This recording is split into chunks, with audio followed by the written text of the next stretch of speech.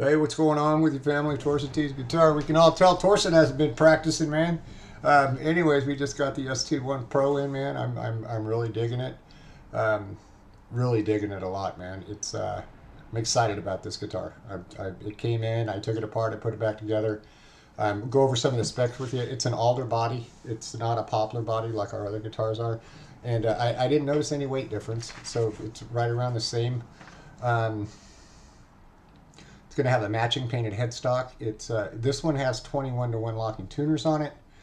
It's got a bone nut, barrel string trees, chrome hardware. It's got a new bridge with a really big, thick trem block. It's still a 6-point.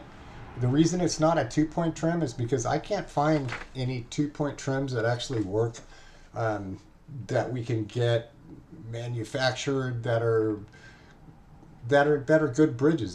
They haven't caught up to that I don't know why, but they haven't. So nothing like this particular trem right here. It's a really nice trem. The guitar stays in tune. Trem works real good. HSS configuration. The middle and the neck pickup are Alnico V, about 7.2 output, right? And I got to tell you something about these pickups. This is why I'm excited about this guitar. If you listen to when I was playing, if you listen to the neck pickup on this guitar and the middle pickup on this guitar, typically on this style of guitar, the neck and the middle pickup are deep and dark and muddy. That's what you get. Not these. These are some badass pickups, man. I'm telling you, I am so happy with the way that these pickups turned out. They are by far the best pickups I've heard on a guitar of this kind in a very, very, very long time, if ever. I'm just really stoked about those two pickups. And herein lies the problem, because you guys know how I am about tone. And that guitar has that tone. It's perfect in the neck, and it's perfect in the middle, and it's not perfect in the bridge position. So we did have 3 other pickups made that are actually going to be overnighted, and then I'm going to pop those in. What I'm trying to do is get, because the middle and the neck are so good, now I have to make a humbucker that is that even stands out more than those, and this one doesn't do it. It just doesn't. It's not a bad pickup. It sounds good. I was actually, out of the 3 that we had done, I was more excited about this one and I really wasn't worried about the neck and the middle. I knew those were pretty much spot on. From the ST2 that we did before, we did a little change in the wiring, in the winding, I should say, from the ST2 to make it bring out a little bit more of a, not so much of a deep tone, but a really nice bright blues tone, jazz tone, and we got that out of there, out of the middle and the neck. So that the humbucker just doesn't blend with it.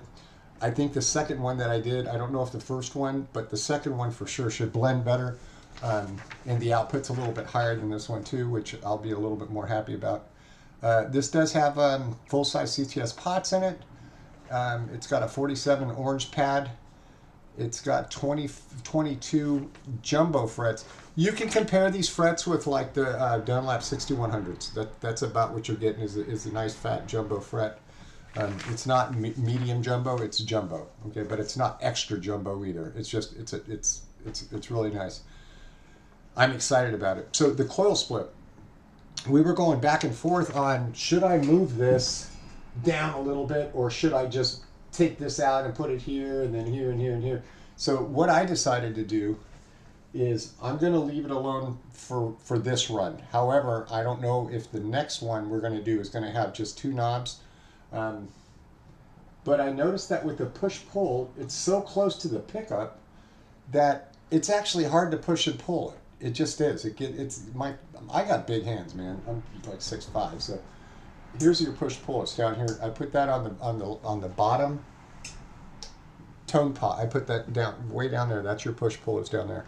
And it works great. It's not intrusive. It's not hard to get to. It's right there. It's a lot easier to push-pull from that position than it is up there trying to fiddle with getting in that neck pickup. And as you're pushing and you're pulling, you're not hitting strings or anything. Nothing's getting in your way. It's actually, I think that's the ticket right there. So I'm cool with that. Look at the size of this block in this thing, right? I mean, it's just a nice big block. Very nice. I took the back cover off of it, and you can see the route on there. This is just, it's a beautiful guitar.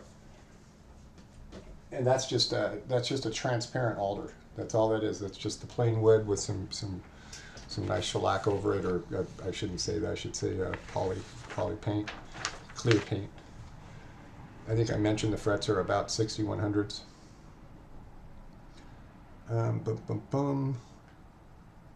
What else have we got here? Coal split. Oh, the insides of this guitar.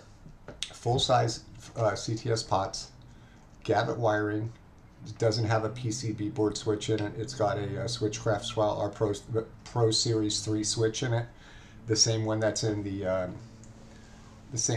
our E-Series guitars. And we put shielding in with this particular guitar. It's shielded, and it still gets a 60 cycle hum. Single coils are still going to get it. Does it deaden it any? I don't know. I don't think so. And we use Gavet wiring. So for those of you who have our ST1s, those don't even have Gavet wiring on them, and they're not really that noisy. And those are ceramic pickups. These are Alnicos. And you do get a little bit of a hum out of them, and that's standard for single coils. You're going to get a little bit of hum out of it. In position 4, you're not. In positions 3 and 5, you will, and obviously 1 and 2 is for the humbucker, so you'll get nothing in that. So that's just kind of part of the deal. I don't even know if it we're going to we'll keep the shielding in it. I don't know if it makes a big difference or not. To me, it doesn't. I didn't notice any difference between this one and the like the ST2. That we made, I think, our first year in production. We made an ST2, and it just had Alnico V pickups in it. I remember that guitar. It had a little bit of a hum too, just like the ST1 has. This doesn't have any less. It doesn't have any more, but it doesn't have any less. So I don't know if that even makes a difference or not. Oh, okay, the tuners. So these are 21-to-1 tuners.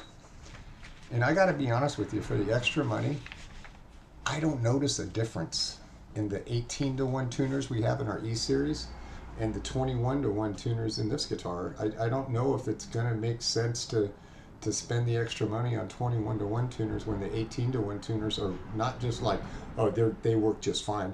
No, they're excellent tuners. So I don't know how much better 21-to-1 is than 18-to-1, but the 18-to-1 tuners are... well, it saves money, you know what I mean? And it doesn't really, I don't think an extra $6 a unit for 21-to-1 locking tuners makes sense, because I can't tell the difference between the 18-to-1 and the 21-to-1, except for that it takes 21 revolutions to turn around. The 18-to-1 tuners we have they're just that good. So I'm thinking about just keeping those on there. This does have the snap-in Trem, so you're just going to be able to pop that Trem in there and take it out if you don't use a Trem. Most of us don't even use a Trem. The guys who do, they do. I have a feeling that more people that buy this guitar will be using a Trem because it's got the humbucker in it, and you'll be able to do those pinch harmonics and things like that you're not able to do. Well, you're still able to do them with, I'm not going to say ceramic pickups, but with single coils you can still do that. And I think that's pretty much it. It's going to come double boxed like the SBHs. Um, Coming in our, it's not a gig bag, T's gig bag. It's really not a gig bag, T's Guitars gig bag. And we got that guitar, we use that gig bag typically just to give us a little more protection during UPS shipping, because UPS, I don't know, I think they take it as a challenge, right, to try to see if they can't deck guitars up when they're double boxed, and we have some pretty good boxes. Bone nut, we'll have the nuts will all be cut and everything like that. I'm telling you guys, man, and don't worry about this humbucker pickup. That's the least. It's I've already got. I kind of had an idea, and they were supposed to send them. They didn't send them with this guitar. I wanted them to send all 3 pickups, and they didn't. They just sent the one, and so now we got to wait for the other 2 to come. But this guitar should be ready to go, ready for me to put into production sometime next week. And I think they're going to give us about a 70-day lead time in order to produce it. 70 at tops, 80.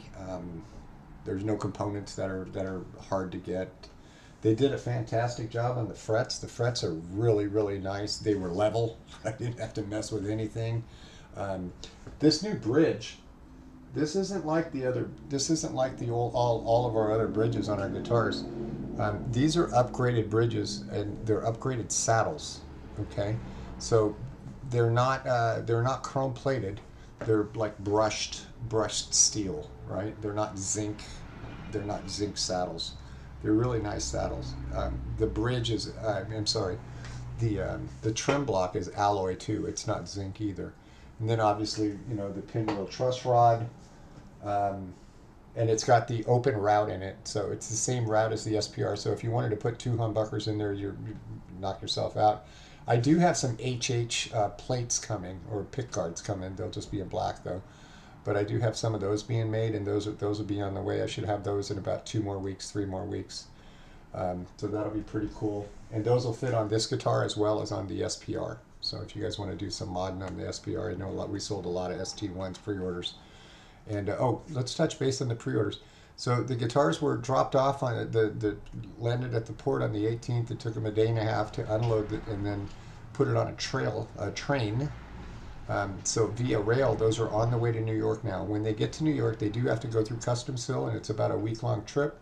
So you figure the 26th, hopefully the 27th, and then the warehouse picks them up, and hopefully we get those on the 28th. I'm still like 95% sure they're coming on the 28th, so it shouldn't be a big deal. We have plenty of help this time as far as getting them out. We should be able to knock out 30 to 40 setups a day. So we've sold a little over 160 guitars, pre-sold those guitars, and so no delays or anything on those either, okay, unless Customs hangs us up. And Customs has never hung us up before. I don't see it happening this time. I mean, anything's possible. But a lot of people are getting stuff in, that's Black Friday and all that other good stuff.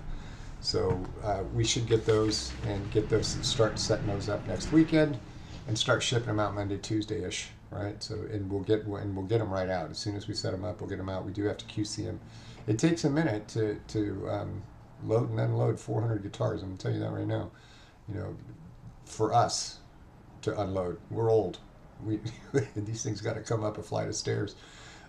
So we've hired some youngins to do the humping of the guitars up and down the stairs. But I think we'll be all right. You guys will be all right, and I'm looking forward to being able to get back into my little wheelhouse over here and just start knocking out guitars and setting up guitars, man. I miss doing it. We're out of guitars. We've been out of guitars for a minute, and I miss doing it. I mean, I've got my customers that come by, but they're not T's guitars, so I can't wait to get back to it. Yeah, I'm excited about this new ST Pro. I can't wait to make it, man. I really can't. I can't wait to get your guys' thoughts on it. When you put it in your hand and you play it and you plug it in, you're going to be like, wow, this is the stuff right here. I want to say another word, but I'm trying to stop my potty mouth. So as always, family, rock on, and we'll see you next time, man. Peace.